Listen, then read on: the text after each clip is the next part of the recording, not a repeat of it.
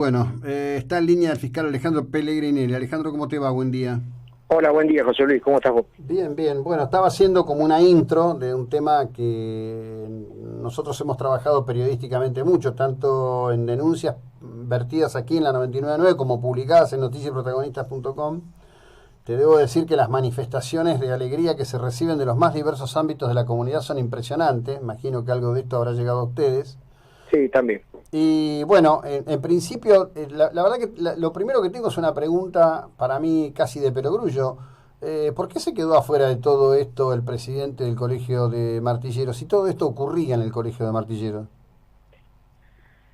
No, es decir, no se quedó afuera. En principio participó en el marco de la investigación en su condición de presidente y a título de testigo, él y el resto del grupo de los integrantes del Consejo Directivo del Colegio de Martilleros. En muchos casos brindando explicaciones que a la luz del resultado de lo que terminara siendo la investigación, la verdad que son inverosímiles, pero que en principio eso no los transforma en partícipe de lo mismo, o por lo menos no tenemos elementos de prueba como para poder sacar esa conclusión, ¿no? Ujú. Bueno, por lo menos me parece positivo que Don Cini y toda la comisión directiva quede cuando menos en el lugar de inverosímil, que es lo que yo le he discutido a él por años frente a estos temas, porque en algún momento, después de que el grupo que lidera la Luz desplazó a un grupo anterior que estaba, que era social y institucionalmente mucho peor, porque había varios abogados que son docentes de la Facultad de Derecho de Mar del Plata, en ese primer grupo que fue desplazado. Ellos pusieron las cámaras, hicieron toda una serie de cuestiones, pero las cosas seguían pasando. Y esto, evidentemente, en esta extensa investigación de ustedes lo han comprobado.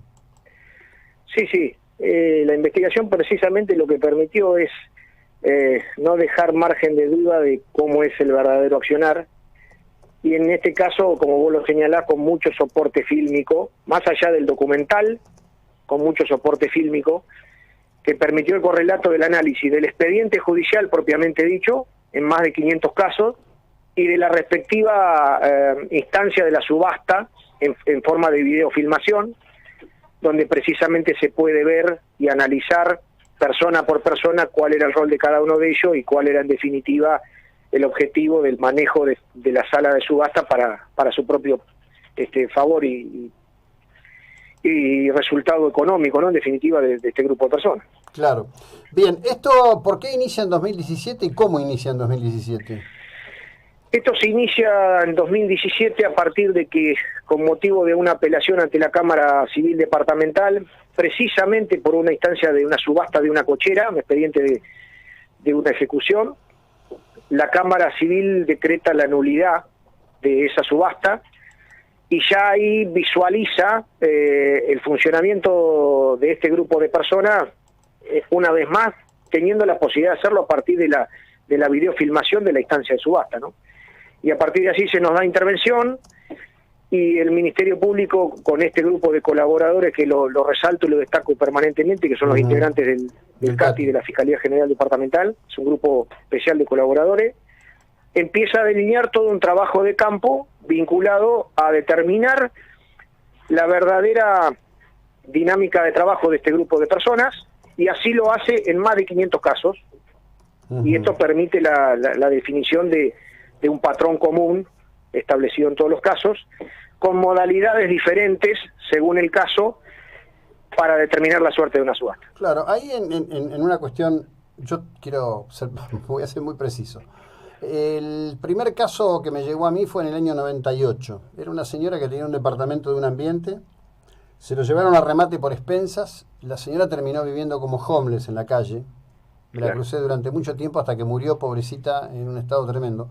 Es una brutalidad lo que hacen con esto, porque además, supongamos, bueno, por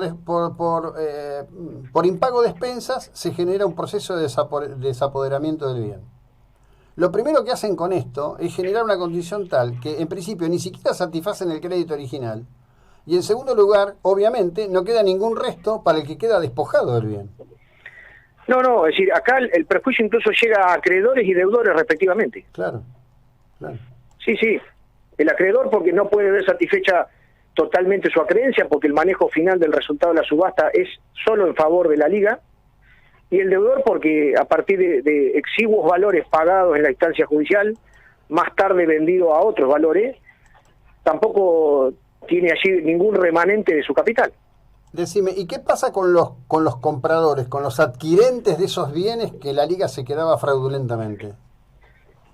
En muchos casos adquirían para sí, en muchos casos adquirían lo que se llama adquisición en comisión, que en muchos casos, valga la redundancia, eran sociedades de diferente tenor constituidas por ellos mismos, con una cesión del boleto, un acto que quedaba al margen de cualquier tipo de tributación, y aquí también el innegable perjuicio a las arcas provinciales y nacionales.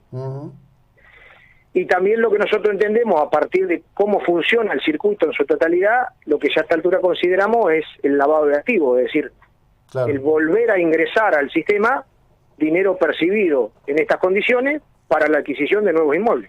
¿Y ahí qué ocurre al determinar lavado de activos? ¿Hay una parte de esto que va a ir al Foro Federal o la van a seguir ustedes en el Foro Provincial? Nosotros en principio le hemos dado intervención a la Justicia Federal en turno. También se lo hemos dado a la Unidad de Información Financiera, a la UIF y a la FIP respectivamente. Habrá que esperar eventualmente cuál es la posición de la Justicia Federal en términos de competencia, pero ya tiene la Justicia Federal algunos procesos iniciados respecto de este delito, con lo cual considero prima facie que la Justicia Federal va a asumir la competencia y va a seguir respecto del lavado, ¿no? Claro, sí, bueno, esta sería la lógica.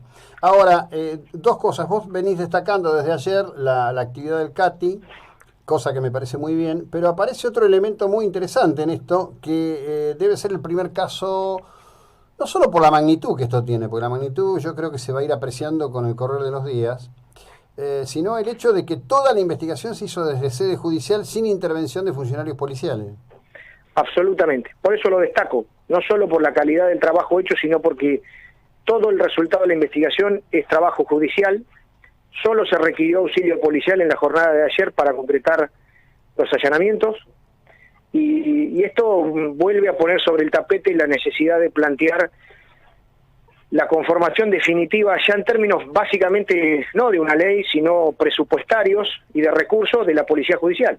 Claro. Un elemento indispensable para nosotros, para los que integramos el Ministerio Público Fiscal, en términos de cuerpos especializados de investigación en sus diferentes áreas, ¿no? Claro, te pregunto por un punto específico. Se hace a partir de un fallo en sede civil, que es un fallo del doctor Monterisi. Es un voto del doctor Monterisi en ese fallo, sí. Ese fallo, yo lo publiqué, ese voto, porque me pareció valiente e interesante en un sistema que estaba en estado de anomia mirando para otro lado.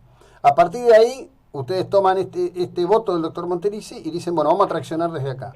Pero en el medio de todo esto, en esos remates, el martillero que estaba autorizado por el juez, ¿qué hacía frente a la operación fraudulenta de apoderamiento del bien?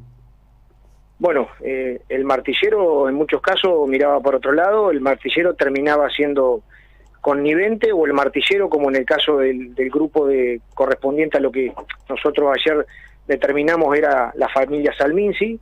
Debo destacar que la investigación terminó desdoblando dos asociaciones ilícitas, claro. La Liga propiamente dicha y el grupo de la familia Salminsi. En el caso de la familia Salminsi con un martillero dispuesto al efecto de la concreción de los accionarios delictivos de este grupo familiar, ¿no? Claro, bueno, sí. Siendo un integrante más. Claro. No por nada nosotros cuando lo publicamos le poníamos de título El edificio del terror. La verdad que lo que ha pasado toda esa pobre gente allí es tremendo. Sí, de acuerdo. Bueno, y ahora, la mayor parte están en su casa, porque por edad no se los puede llevar al penal. En realidad sí se los puede, pero también existen previsiones legales que en personas mayores de 70 años tiene algún tipo de beneficio en términos de la posibilidad de cumplir detención o pena de carácter domiciliario, considerando la actual coyuntura y las edades y la emergencia sanitaria y la emergencia carcelaria particularmente.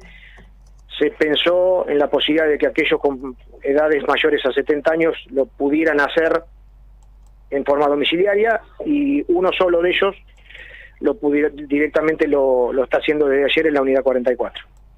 Ajá, bueno. Y ahora, a ver, esto ya está todo constituido para pedir que vaya a plenario. No, en la jornada de hoy se les va a recibir lo que es formalmente declaración a las personas que vienen en condición de detenidos. Sí. A partir del martes de la semana que viene se les va a ir recibiendo declaración a todas aquellas personas que lo hacen en libertad, en condición de integrantes de la asociación. Y una vez culminada la investigación, a partir de analizar todo lo que ayer fue materia de secuestro, seguramente el Ministerio Público va a hacer el requerimiento de elevación a juicio, es decir, instar la posibilidad de que esto se vislumbre en un debate oral, y aspiramos a eso, y a la eventual y futura concreción de todo esto plasmado en la sentencia condenatoria, ¿no? Bien. Puntualmente, en este momento, el marplatense sube una entrevista con Doncini donde él dice: la justicia lo debió haber hecho hace muchos años. Sí, bueno, yo no me puedo pedir acerca de eso, sinceramente. Lo mío es un trabajo profesional, técnico, dentro del marco de un proceso penal, con todas las garantías. Cada uno tendrá que dar razón de ser de sus dichos y eventualmente atenerse a lo que nosotros desde aquí podamos ir produciendo, pero vuelvo a decirlo siempre en términos de prueba y con prueba en la mano para poder producir eventuales imputaciones, ¿no? Sí, sí, claro que sí. Bueno, te agradezco enormemente el tiempo que nos has dedicado, pero más que nada agradezco en tu persona a todo el equipo que trabajó en esto. Este es un largo reclamo de décadas de los marplatenses. Esperemos que sea realmente un punto de inicio distinto y que el Colegio de Martilleros se haga cargo de ahora en más, y los martilleros y los jueces. Yo decía hoy, cuando hay un remate, el juez tiene que estar sentado ahí en el remate. No puede mandar un tercero. Bueno, el martillero es la voz del juez en la subasta. Bueno, o estaban afónicos el día que fueron, ¿no? Digo, por decirlo de un modo amable. Alejandro, gracias, muy amable. Buena jornada. Que tengas buen día. Un abrazo. Igualmente, un abrazo. Hasta luego, Alejandro Peregrinelli. Cerramos con esto.